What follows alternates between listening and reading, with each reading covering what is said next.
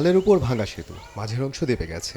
মাটি সরে মূল অবকাঠামো থেকে আলাদা হয়ে গেছে সংযোগ সড়ক। 2015-16 অর্থ বছরে নেত্রকোনার দুর্গাপুরের কাকইরগড়া ইউনিয়নের গোদারিয়া জয়নগর সড়কের গাওয়া খালের উপর 60 ফুট সেতু নির্মাণ করে ত্রাণ ও দুর্যোগ ব্যবস্থাপনা অধিদপ্তর। এলাকাবাসীর অভিযোগ, নির্মাণের 1 বছর পরে ভেঙে যায় সেতুটি। বর্তমানে সড়কটি দিয়ে যাতায়াতে চরম ভোগান্তি পোহাতে হয় তাদের।